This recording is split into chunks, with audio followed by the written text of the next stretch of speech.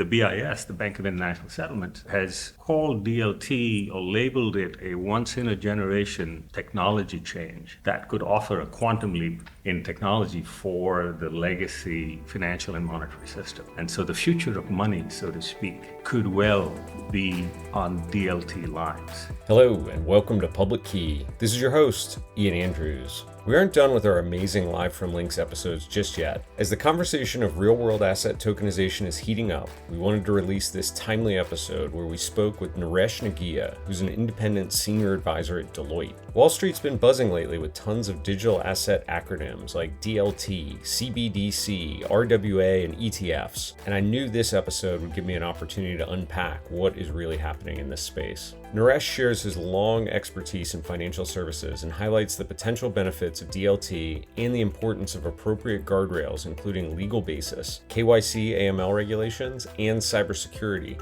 for the implementation of smart contracts into the financial ecosystem. Naresh emphasizes the significance of Project Agora, which is a major project launched by the Bank of International Settlements for central banks worldwide, and explains why financiers have to get acquainted with the tokenization of assets. Last thing before we jump into this interesting topic, on July 16th and 17th, our annual event for the public sector, Trace DC, will be happening in my hometown of Washington, D.C. This is the leading public sector event of the cryptocurrency ecosystem, and we dive deep into sessions on crypto investigations and learn about the latest threats and opportunities in today's crypto landscape. Purchase your tickets by heading down to the show notes and clicking on the link. Today, I'm joined by Naresh, who is an independent senior advisor at Deloitte. Naresh, welcome to the show. Thank you, Ian. Good to be here. Tell me about your role at Deloitte. An independent senior advisor sounds like you get to work on very special projects, but I'm just guessing.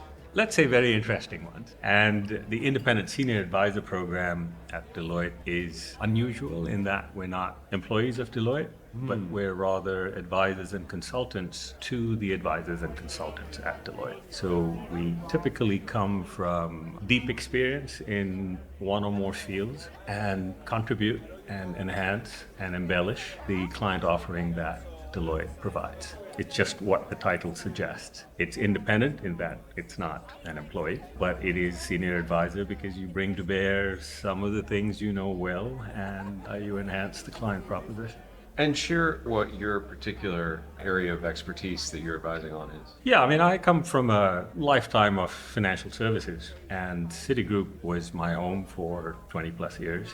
So I started life as an FX and options trader, and then moved on to things related to balance sheet management, liquidity, and rate management. And after about 15, 20 years in the front line, I transitioned to risk management. And from there on to more specialized risk management in financial market infrastructure, CLS, which settles the world's foreign exchange. So it's pretty much a global monopoly, sanctioned in the nice way of sanctioned by the central banks and overseen by 23 central banks around the world because we settle some of the largest currencies in the world. So $6 trillion a day is what gets settled. It's systemically important beyond belief. And smallest wrinkle has some pretty loud and significant consequences. So it's got to be robust, resilient, designed well, have the right sort of fallbacks in place. And so that systemic view of the financial system and with an eye on financial stability is something that eventually blockchain and crypto will have to deal with. And so as we grow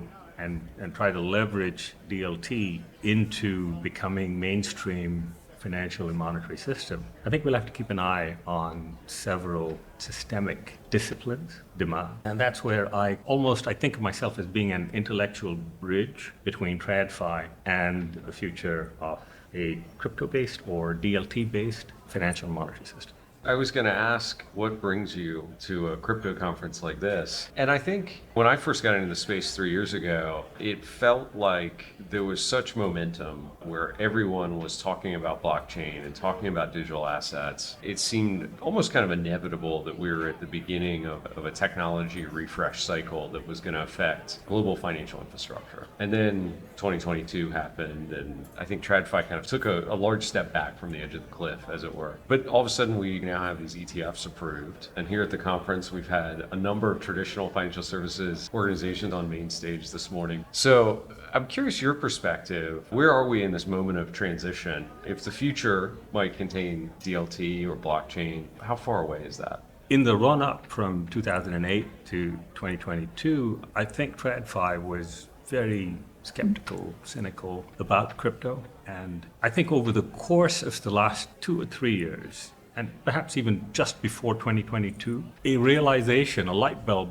went off in TradFi space that while crypto may not be all good, it achieved one thing, which is it demonstrated the power of DLT, distributed ledger technology. And that light bulb that went off was we better engage because the future is pointing us in that direction. And in fact, the BIS, the Bank of International Settlements in Basel, has called DLT or labeled it a once-in-a-generation technology change that could offer a quantum leap in technology for the legacy financial and monetary system. And so the future of money, so to speak, could well be on DLT lines. That's not to say it's done and dusted and finished. It is just the glimmer and the aspiration and potentially the foundation of something wonderful, but a lot of work is yet to be done. I'd love to hear more about what you see in that glimmer, because I think it's very common when I hear people start the conversation around DLT being the future of the financial system, that they go right to things like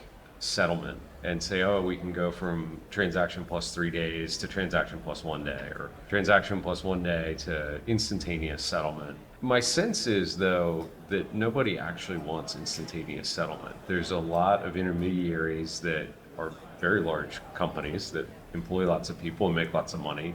They don't want to go away. But also there's some risk management that exists by not having instantaneous settlement. Like reversing a transaction is actually potentially a very good thing to have that. Indeed. Humans involved in the systems. It's nice to be able to back something out when I fat finger. Undo send in my email is a good thing. I kind of want it in my financial transactions as well. So I'm curious, what gets you excited when you think about DLT and in the context of this modernization of financial systems? I think the shock absorbers that you made reference to a moment ago, though you didn't use the expression, the recourse to someone or something trusted that could remedy some breakage in the system, I think is really important. And even if eventually we get to some decentralized version of DLT, I think the first version in a regulated perimeter is almost certainly going to be something that is permissioned, private, and likely managed and operated by a trusted intermediary that plays the role of legacy financial market infrastructure, but will deliver the service on DLT. I think operational efficiency is very attractive. You're talking about cheaper, faster, better, safer. And the legacy payment system, the legacy security system, the T+4, T+3, T+2, whatever it is, has earned itself. There's too much money being made, maybe, and it is ripe for disintermediation. And if they don't disintermediate themselves, someone else will do it. And you've got crypto and DLT nibbling at the edges, and TradFi has woken up. And it is time, and the time is now very close, when you're going to have to distill the best of the one and bolt on or retain the wonderful things that the payment system of the last 50 years has baked into fundamental principles. So you will aspire to the speed and the efficiency, and for some of the illiquids, the opportunity to monetize and to mobilize. Illiquids, call it real estate or private equity or fractional ownership or whatever it is. You will get those benefits if you take the good parts, but retain some of the non-negotiables that are part of the legacy regulated system. And I think there is a vision that has come together, and that vision has to be delivered. It's going to take likely years. That's what the BIS and its vision for a future financial system aspires to. What are some of the non-negotiables? Legal basis. That my token on a ledger is going to have a legal basis for ownership, proof of ownership, and transfer of ownership. That is on par with my legacy ownership, title, transfer rights, and so on. So legal basis is principle one of the financial market infrastructure principles. So that is non-negotiable. KYC, AML, and its relationship to money laundering issues, I think that's a non-negotiable. Cybersecurity, you would think that cryptographic security in most programmable ledgers is at a pretty good standard where we have the benefit of cryptographics. I think they do really well in not having the ledger broken into, but they don't do as well and need to do better with preventing the smart contracts from getting hacked or preventing them from having defects in the first place. Yeah. So I think the security is a non-negotiable, and the balance to be struck between transparency, which crypto and DLT offer, and privacy, while holding on to sufficient discipline around a trusted intermediary or a trusted counterparty. You got to hold that. You got to know who it is, but don't give all my information away. I don't want that to be public. I don't want the public on the same chain to be able to see all my transactions. So that needle has to be threaded. Yeah. So those are some of the non-negotiables. And I think that's what we're trying to bolt on in the regulatory perimeter. Get the best of that and fight for the best of what we have. And that blend is what is going to deliver. The legal point is a big one that I think a lot of people miss. I had someone say earlier in the conference, actually, that smart contracts are neither smart nor contracts. And it's a catchy line, but I would quibble with that. yeah, tell me more. I think they're smart.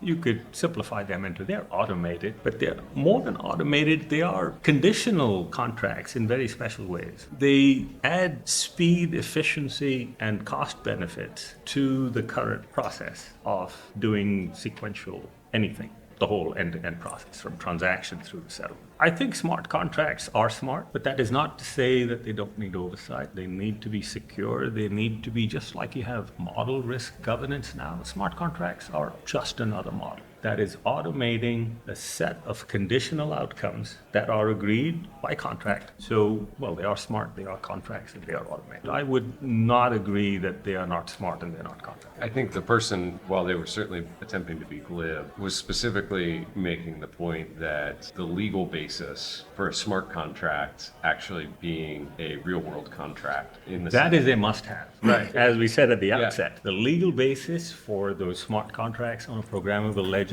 is a must-have as part of the trust that you need to build for that broader legal basis. Yeah. Legal basis of the token, legal basis of the transferability of that ownership, and legal basis for the smart contract. You can't legally deny something that happened on-chain as a result of a smart contract because you have agreed to those conditional next steps and sequences in the law before. So that equivalence is all part of the broader concept of legal basis. It feels like we've got some work to do, though, for that to actually exist. Right? A lot. Yeah. We're not anywhere close to there yet. To make it even more interesting and to push the achievable reality even further out, it's hard enough to get all of this legal basis defined in one jurisdiction. Take that across the world, even if you're taking it to the top 10 countries with the most evolved legal systems and legislative systems. I know how hard it was at CLS. We had 18 currencies,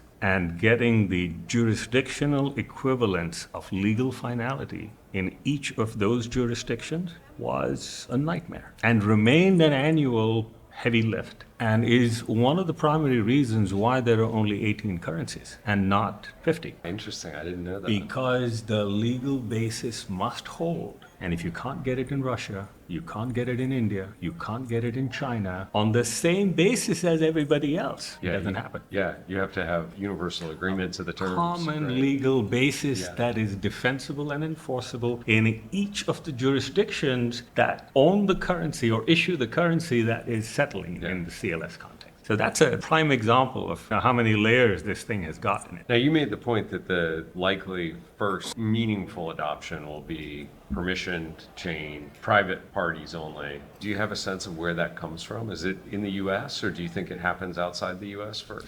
I think for wholesale payments or wholesale securities, the business of what we call the monetary and financial system everywhere in at least the top 20, 25 jurisdictions in the world is likely to be private permissioned. You will want to know who's on the chain. You'll have to know their identities. You have to filter who's in and who's not allowed to be in. There are qualification criteria. And you want an adult in the room all the time until you get comfortable with it. And there will come a time when this works so well that we can start to distribute some of the responsibilities, not at the outset. And give us a time frame to kind of imagine around that process. So are we talking that unfolding happens over the next decade? Is it 2 decades? Is it longer? It's only a guess, but 2 steps. First, when does something serious get onto a distributed ledger or a programmable ledger? I think that is, I'd say,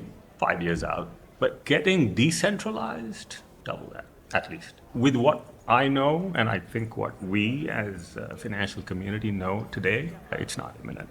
Yeah. And it's much further out. We will have progress along the way, and all of this will get modified, but these are just expectations at this point in time. Yeah. How does the recent ETF approval in the US fit into this whole picture? Obviously, the ETFs themselves are not on a chain at all, but it seems to have been a catalyst for a lot of excitement across both crypto people and TradFi people. And certainly we've seen the asset prices move up pretty dramatically since the start of the year. Does that matter? Is that a bit of a red herring, or how should people be thinking about the ETFs?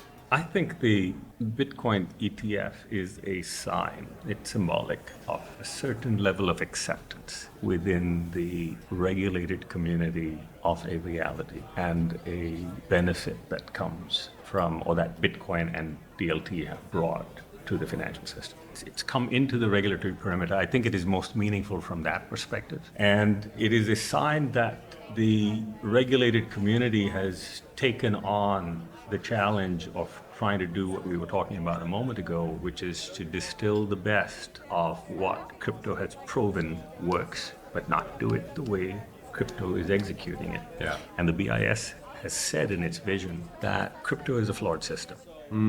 And maybe I paraphrase, and does not deserve or will not adopt or inherit the mantle of money. So said the BIS in their vision. And therefore, the regulated system has got to do it itself. And the way it's being envisioned is 2-tier banking system, central bank reserves, which is the ultimate payment. Any payment you do anywhere in the system to preserve the what's called singleness of money. You need to have $1 of money, private or public money. $1 of money must be equal to $1 at all times for everyone. And stablecoins in the shadows right now, that's an automatic question. Are they on this side or that side? Yeah. Stablecoins don't yet preserve the singleness of money, and therefore they are not yet, I think, squarely in the regulated perimeter, but they might well be. They're not yet there. Right now, it is just a 2-tier banking system and digitized or tokenized central bank reserves, CBDC. Quick break here. Naresh shares some interesting thoughts on stablecoins and how it hasn't quite met the traditional monetary system requirements. On the main stage at Lynx, the funny and equally knowledgeable Howard Lutnick shared his thoughts with Chainalysis CEO Michael Groninger on how stablecoins are going to shape the financial ecosystem. Let's listen to that conversation and their takes on the importance of stablecoins in the current ecosystem.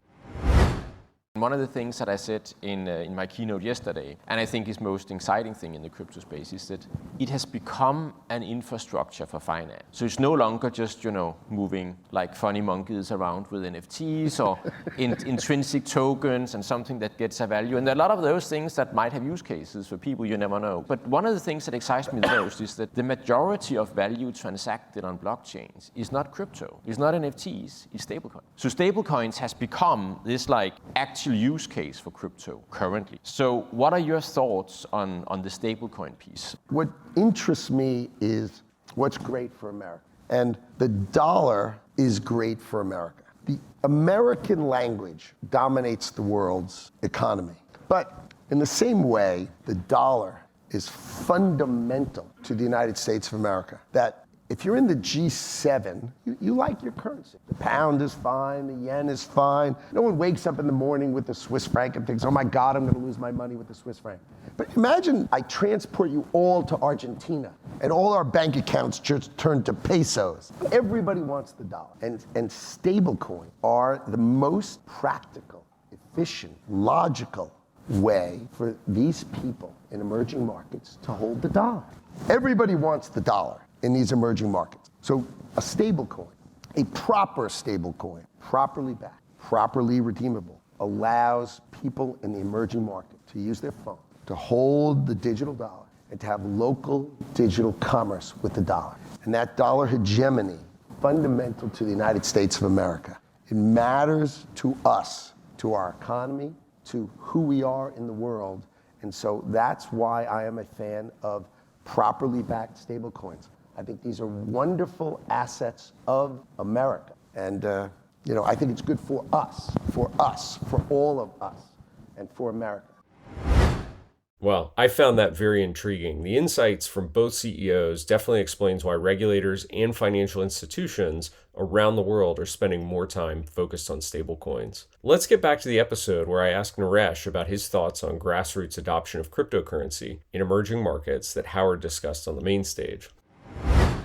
I'm curious what you think about emerging market adoption of cryptocurrency. The research we've done at Chainalysis suggests that the largest grassroots adoption is happening in markets where they often have some combination of very high inflation, punitive currency controls that make it very hard to move money in and out of the country, unreliable banking system, unreliable rule of law. Not all of them exhibit all of those characteristics, but some combination tends to be highly correlated to countries where we see lots of grassroots use of crypto. And that tends to reason the appeal. The barriers to entry are lower in those kinds of jurisdictions. And people in the more developed economies and more developed monetary systems would say, hey, our system and process works well. Right. It makes you feel safe. It works reasonably fast. It makes relatively few errors, and you have a lot of eyes on it. You're working with a two-tier banking system where the banks not only have regulation, but they're backed up with supervision and backed up further with insurance. So that is a multi-layered set of safeguards that say, hey, before we take on anything new, even if it's faster, let's make sure it's reliable. And let's make sure that there isn't any breakage in terms of identities and AML and so on. So yes, I think the barriers to entry in those kinds of jurisdictions, and which is why we've seen a few examples of that. But there are examples of a few that are trying it out anyway, like India and China are both on pilots.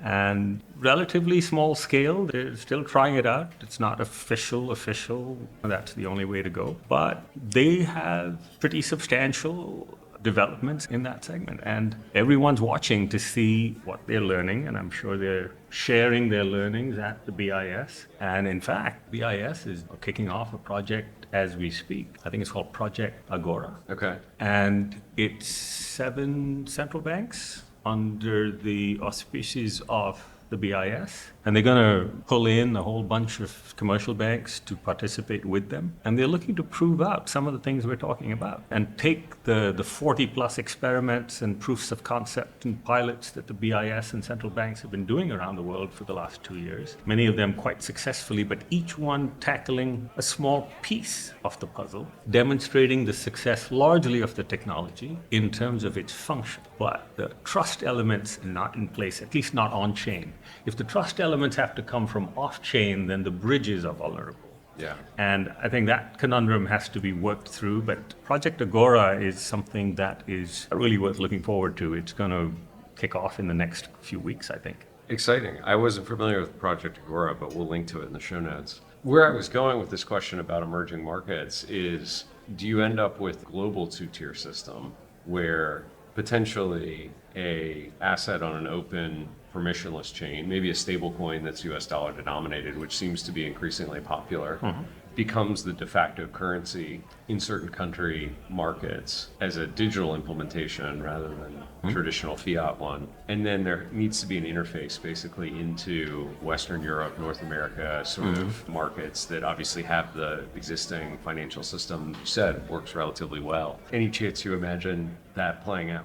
I think stablecoins need to find their rightful place, either inside the reg perimeter and be labeled as private money that belongs with the singleness of money, or to be merely an on-off ramp capability to trade or transact the rest of crypto. And let's see, time will tell. I think we're looking for stablecoin regulation in this country. Could take the shape of money market funds, be backed by the right kinds of stuff, and be reliable to not break the buck. Does that satisfy the singleness of money enough? I think time will tell. Europe is a little closer to drawing stablecoins into the mainstream, but let's see where they collectively end up. Yeah. I think the jury's still out. Yeah. In the European market, it seems like there's an appetite to actually create retail-facing CBDCs in order to break some of the banking payments monopolies that have occurred through the result of years of consolidation. We've had guests on the show previously talking about projects happening in Norway where the government is very purposely trying to create an alternative to existing payment service providers to give consumers better options and ultimately probably lower costs. But that seems very different than some of the other CBDC projects. Yeah, that's the price it comes with. And so the whole debate around retail CBDC is exactly some of the points you're raising. I think the Scandinavian version of it is whether government wants to retain control that they are losing over cash. Cash is legitimate, it's government money, it is a token of sorts, but there's less and less cash in circulation. So what is the replacement for that? Yeah. And I think it's in order to retain control over that type of money that governments are ambitious about retail CBDC. Yeah. It involves a huge lift for the central bank itself. Is that primarily because central banks aren't used to dealing with retail? No, they they deal with banks. You know, the KYC information Yeah. on every citizen and every entity Yeah.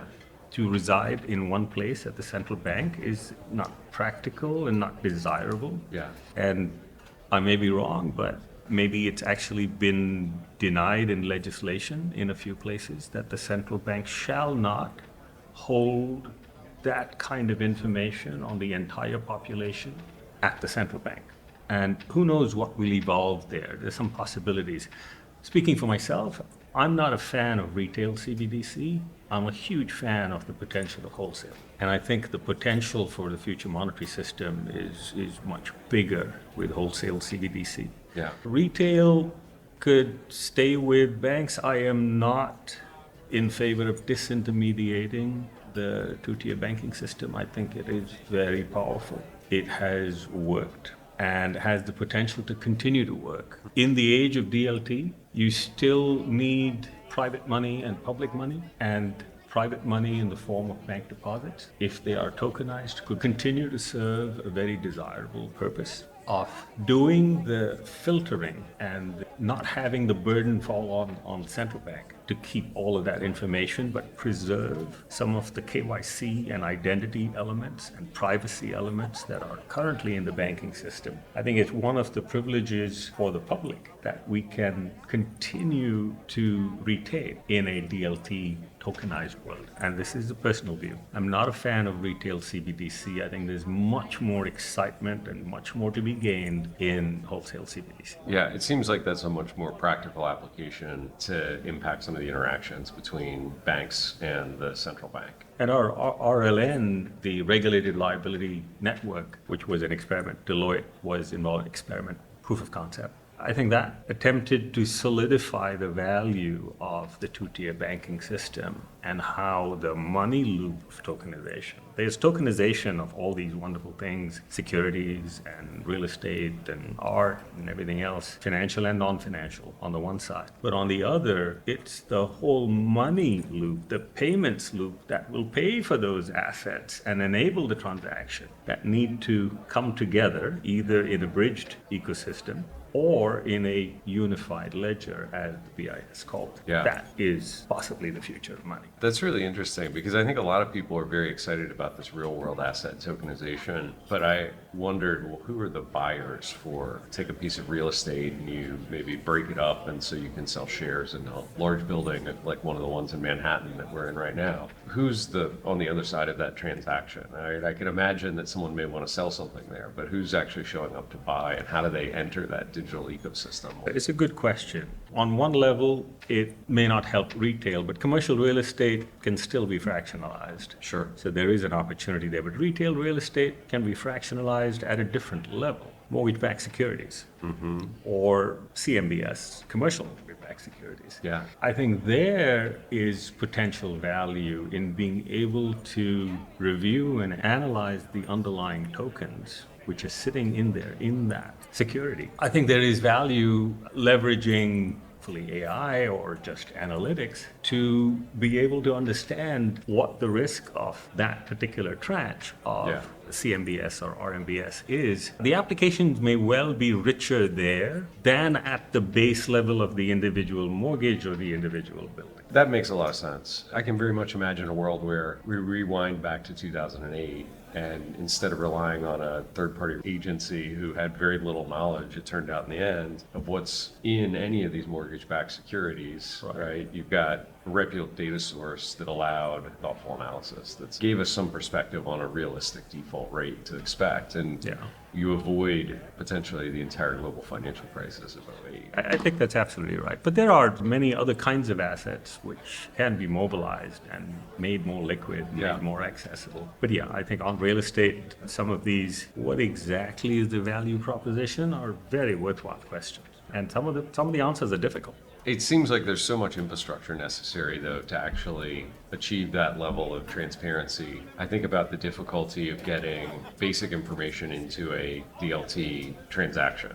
And sort of the cost of it, right? And the Ethereum network, gas, busy network, a large amount of data that you're trying to write to the chain becomes suddenly a very expensive transaction. And I think about this idea of taking all the underlying data that represents the assets contained in a single mortgage-backed security, all the necessary metadata to actually do an analysis of the likelihood of default. Putting that all on chain today seems like a daunting technical It's challenge. unlikely to be the first use case. I think some of the lower hanging fruit is out there. I think mobilizing collateral is one of the lower hanging, more desirable, easier accessible outcomes or use cases out there. There are a couple in the US which are operating, but they are only half the full story. They're doing some of it on DLT. It's mostly the post-trade. The actual transaction may not be happening on the ledger, at least in one of the cases. In the other, it's happening, but it's not scaled yet. It's still very small, and it's got private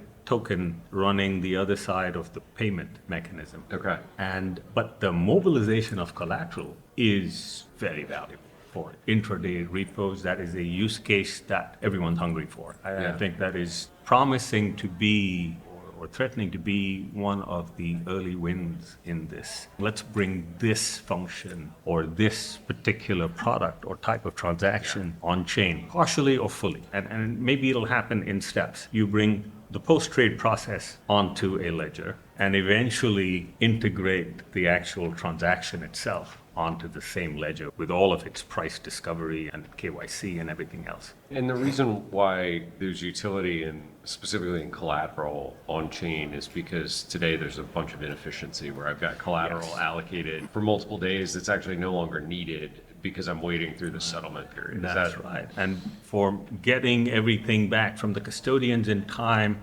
assessing it, reconciling it, and then saying, okay, I'm good to go, just takes too long for an intraday transaction. So wherever there are inefficiencies in the current system, those will get teased out, and then there will be opportunities to replace them with others. The defense is that some of those traditional approaches, mobilizing collateral for one, wholesale payments for another, just makes itself much more efficient. Look at what Swift has done in the last 5 years. They have speeded up their messaging. There used to be delays of all kinds in the past. And more recently, they have changed their system. They have got more certainty of a very high proportion of their messaging around payments to get to its destination within a very short time. And so the barriers to entry are actually going up. Oh, that's interesting. They're defending their space. So it helps TradFi rise to the challenge and say, uh-oh, not this one. You're not going to take this away from me yet